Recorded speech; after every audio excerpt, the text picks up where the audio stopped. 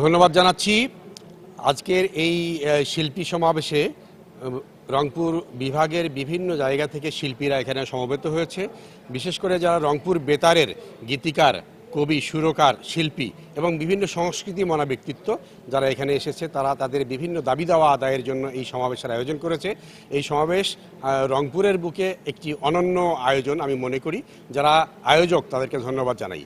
আসলে শিল্পীরা যে বিভিন্নভাবে অবহেলিত, বঞ্চিত, তাদের যে আসলে একজন সৃজনশীল মানুষ চায় যে তারা তাদের ভিতরের যে অনুভূতি, তাদের ভিতরের যে সৃজনশীলতা তারা বহিঃপ্রকাশের মাধ্যমে তারা আমাদের মিডিয়াকে, আমাদের মস্তিষ্ক মলনে লালন করার জন্য কিছু রেখে যাবে, এই উদ্দেশ্যে তারা তাদের সৃজনশীলতাকে তুলে ধরে সবার সামনে।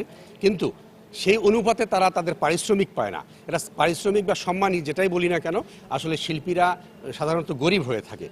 কিন্তু তারা যে আসলে তাদের যে এই ভিতরের অনুভূতি ব্যক্ত করে, অর্থাৎ তারা যে তাদের সৃজনশীলতাকে তুলে ধরে আমাদের সামনে, আমাদের বিনোদন দেয়, সেই অনুপাতে তারা সম্মানই পায় না। এই বিভিন্নভাবে এই দাবি দেওয়া, তাদের যে বঞ্চিত, তারা যে অবহেলিত, এই দাবি দেওয়া তুলে ধরার জন্য আজকের এই সমাবেশ। এই সমাবেশের মাধ্যমে আমরা আশা করব যে আমাদের কর্তৃপক্ষ যাতে তাদের জন্য একটা সুন্দর ব্যবস্থা করে, তাদের সম্মান যাতে সুন্দরভাবে সমন্বিত হয়, এই দাবি দেওয়া নিয়ে আজকের এই সমাবেশ।